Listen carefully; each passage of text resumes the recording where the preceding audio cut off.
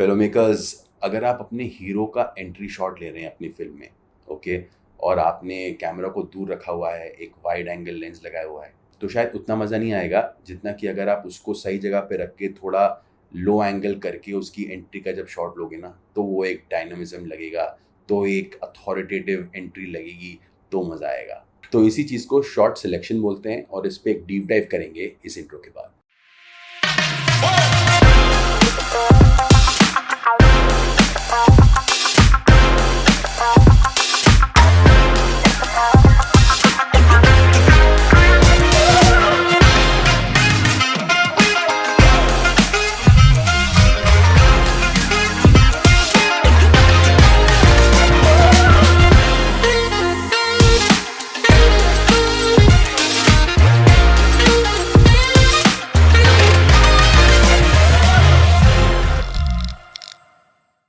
तो concept simple है ना, अगर आप सोच समझ के अपने शॉट्स को, उन शॉट्स की इम्पोर्टेंस को जान के समझ के अगर आप उनको यूज़ करेंगे, तो आपकी स्टोरी टेलिंग ज़्यादा इफेक्टिव, ज़्यादा मज़ेदार हो जाएगी।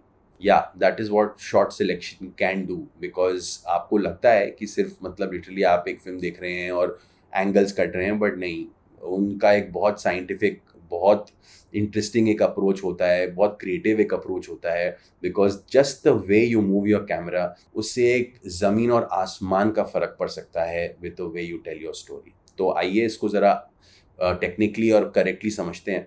तो आई थिंक सबसे पहले तो obviously we need to talk about the different kinds of shots that are available, right? And so let's explain the importance of each shot, and let's explain कि हर टाइप का शॉट लिटरली टेबल पे क्या लाता है आपके लिए as a film maker. तो शुरू करते हैं वाइड शॉट से। Now wide shots, extreme wide shots are basically used for establishing a place, right? आप एक क्लोजअप में देखोगे कि आपका हीरो आ रहा है और एक गेट के अंदर घुस रहा है, आपको शायद समझ में नहीं आएगा ज़्यादा इस हीरो के बारे में या इस एंट्री के बारे में। अगर आप अपने लेंस खोल दो, एक एक्सट्रीम वाइड शॉट लगा दो और आप दिखते हो, आपको दिखता है कि आपका हीरो तो एक पैलेस में जा रहा है, और अगर ये इसका घर है जहाँ पे उसके नौकर चाकर उसको ग्रीट कर रहे हैं जो भी है, और अपने घर में जा रहा है, आपको पता है उसका घर है और आपको पता है बहुत ही बड़े घर में रहता है, इसका मतलब बहुत ही अमीर लड़का होगा, राइट? तो एस्टैब्लिशिंग शॉट जो आपका होता है gives a lot without telling so much. आपको ज़रूरी नहीं कि वो सीन में बताना पड़े या डायलॉग में रखना पड़े, सिर्फ एक विजुअली काफ़ी है आपको ये समझाने के लिए कि भाई आपका जो हीरो है बहुत अमीर ख़ानदान से आता है, और इस टाइप की जगह पे रहता है, तो ऑटोमेटिकली आपको उसके बारे में बहुत कुछ समझ में आने लगता है विदाउट द डायरेक्टर और द राइटर और the actor literally conveying those things to you in dialogue. फिर आते हैं मिड शॉट्स पे। Now mid shots are basically till the waist and above, and in mid shots basically का effective purpose ये होता है कि जब आप एक mid shot देखते हैं, आप लिटरली उसी आई लाइन में देखते हैं कैरेक्टर को, जैसे कि आप रियल लाइफ में अगर किसी से बात कर रहे हो तो आप देख रहे हो, right? So it gives you a very day to day feel of okay, character दिख रहा है, वो एक दूसरे कैरेक्टर से अगर बात कर रहा है, तो it's exactly like how it says, it's a mid shot. The delivery of emotion is also in the medium range. It is not obviously आपका कैरेक्टर क्या बोल रहा है, क्या कर रहा है, is a different story, but technically angle usage wise it is literally putting you in a very eye line situation with the character, और आप देख रहे हैं उनको इमोट करते हुए। इसी के चलते आता है something called as the cowboy shot, which is like a mid long shot, and this is something I really like because it is neither a wide shot, it is neither a mid shot, but it is a mid long, it's somewhere in between, और वो काफ़ी interesting लगता है क्योंकि आपको जगह भी थोड़ी और दिख जाती है। इसको काउबॉय शॉट इसलिए बोलते हैं बिकॉज ये वेस्टर्न्स में बहुत यूज़ होता था, क्योंकि just the mid shot was not good enough. आप एक काउबॉय को देख रहे हो तो उसका होल्स्टर और उसकी गन दिखना बहुत इम्पेरेटिव हो जाता था in these kind of films. तो कैमरा और लेंसेज को थोड़ा खोल के it use to come to show that part of the cowboy, and therefore it started being called as the cowboy shot, which is essentially a mid-long shot. And I also use them a lot, and I think I think it's just a more interesting magnification because you get to see a little bit more of the background and of the person, and yeah, it looks pretty cool in general. फिर हम move करते हैं OTS, which is called the over the shoulder shot. ना over the shoulder shot में normally कैसे होता है कि आप it really puts you very close right, literally puts you in the same room with the other character. एक बंदा या दूसरे से बात कर रहा है और कैमरा एकदम उसके शोल्डर के एकदम पीछे से है और वो उस चीज़ को कैप्चर कर रहा है, it gives you a sense of literally being there and seeing the intimacy between two characters जो एक दूसरे से बात कर रहे हैं। तो एक काफ़ी इंटरेस्टिंग, मतलब एक बहुत ही इंटीमेट एक एनवायरनमेंट क्रिएट करता है OTS। And again is something I love using. आप अगर नोटिस करेंगे बहुत डायरेक्टर सिर्फ क्लोज टू क्लोज भी काटते हैं, बट OTS आपका ना एक माहौल बना देता है, आपको लिटरली वहाँ पे ले आता है। And in a lot of these kind of shots, in a lot of these kind of scenes ना, जहाँ बातें बहुत वार्म हो रही हैं या बातें बड़ी इंटेंस हो रही हैं, तो OTS को यूज़ करने में that environment is created, which I think looks pretty good. And then we go to CUs, which are close-up shots. तो close-up shots क्यों यूज़ होता है? To bring you closer to the character. अगर director चाहता है कि थोड़ा सा आप कॉन्सेंट्रेट करें कि ये बंदा क्या कहना चाह रहा है या क्या फील कर रहा है, तो कैमरा क्लोजर जाता है और आप ज़्यादा अटेंटिव हो जाते हो automatically to what the character wants to say. कहीं और देख नहीं सकते हो ना, आपका डिस्ट्रैक्शन कहीं और हो ही नहीं सकता है कि कुछ साइड में कुछ हो रहा है, कोई बैकग्राउंड एक्शन में कुछ हो रहा है, nothing. Your focus is only on the character because the camera, the lens is close to the character, right. ऐसे ही फिर आता है एक्सट्रीम क्लोजअप। एक्सट्रीम क्लोजअप मतलब इसी इमोशन को और हाइटन करता है, और क्योंकि एक्सट्रीम क्लोजअप बहुत एक्सट्रीम है, this can be used in a lot of ways. It can be used as a cutaway to create tension. गाड़ी चल रही है, एकदम कटअवे आता है स्पीडोमीटर पे, जूम, एकदम से इट कम्स बैक, आपको पता लगता है कि गाड़ी तो सही में बहुत क्रेजीली चल रही है, उसका RPM मीटर एकदम बढ़ते हुए दिख रहा है, तो आपको पता है गाड़ी मतलब इज रियली फास्ट, राइट। कोई जस्ट जनरल डिटेल्स के लिए भी कि आप बस एक दरवाजे के अंदर घुस रहे हैं, आपको बस थोड़ा सा वो एक माहौल क्रिएट करना है, आपने एक close up shot of the key खट करके खुलता है and you go inside, it's just stylistic, it looks cool, might not have a massive use case, but making anything look cool also is cinema, is something that filmmakers love doing, और audience को भी मजा आता है इन सब चीज़ों में। Now we come to something called as the POV, यानी point of view shots.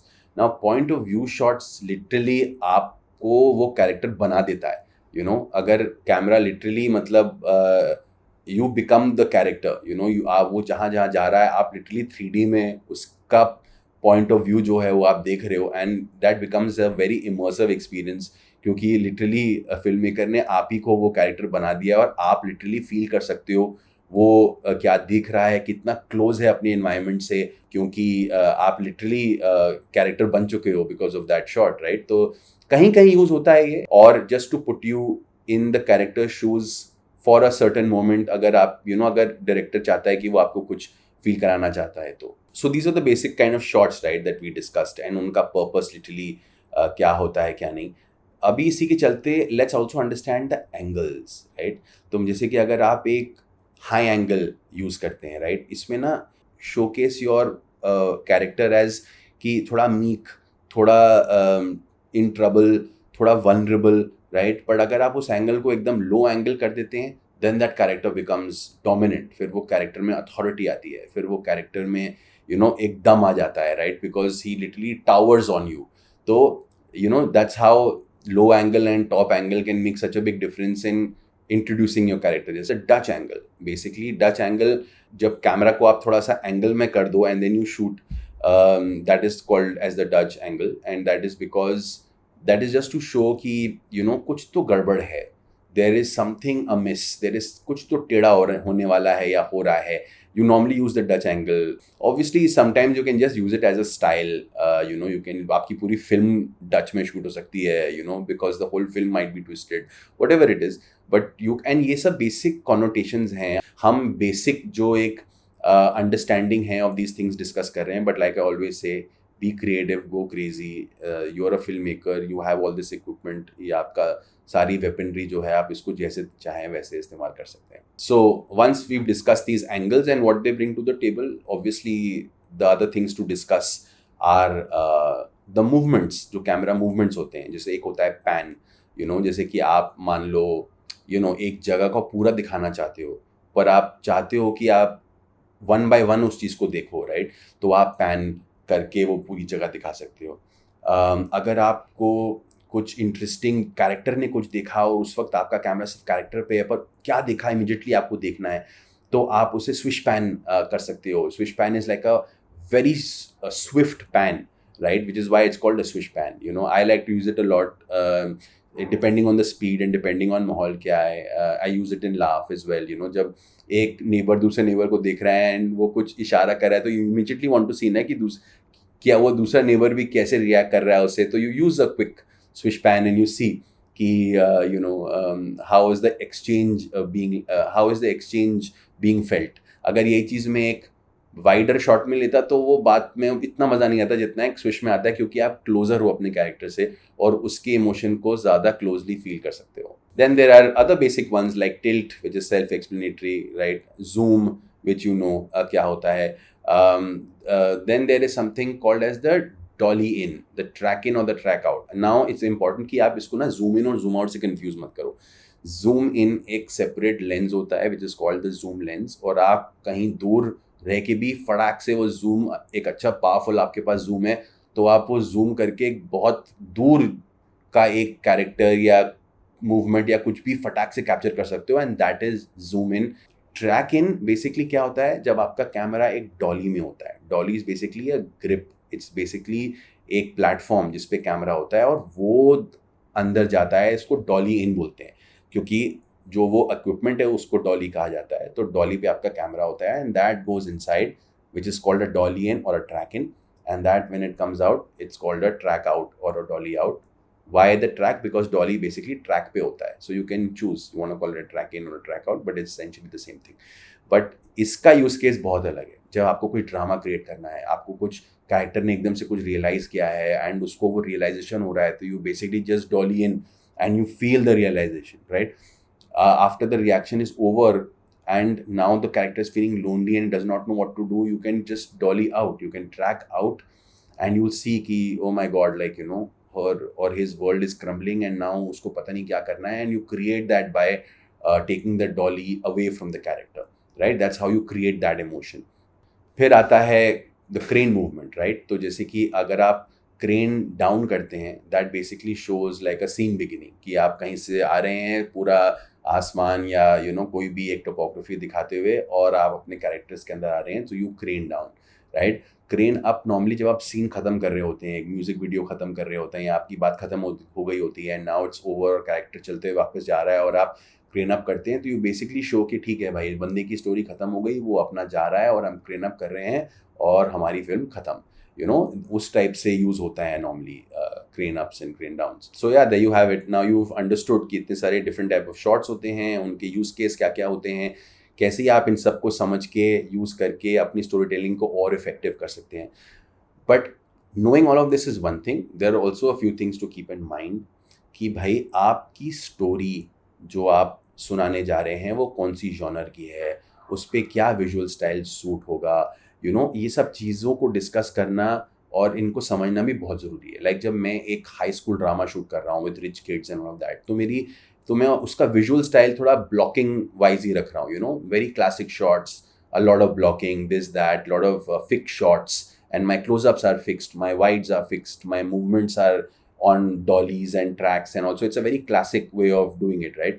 पर मैं कोई एक edgy थ्रिलर शूट कर रहा हूँ तो उसमें ऑलरेडी, मतलब उसमें ऑब्वियसली एज है, थ्रिल है, ये तो उसमें मैं हैंड हेल्ड का स्टाइल लेके उस हैंड हेल्ड स्टाइल का एक विजुअल ट्रीटमेंट बना लेता हूँ, है ना, ताकि पूरा फिल्म में आपको या शो में आपको हैंड हेल्ड डिश स्टाइल ही दिखेगा या ब्रीदिंग या थोड़ा वो टेंशन वाला माहौल ही दिखेगा आपको फिर पूरे शो या फिल्म में, क्योंकि that is the visual language of that film और सीरीज, राइट?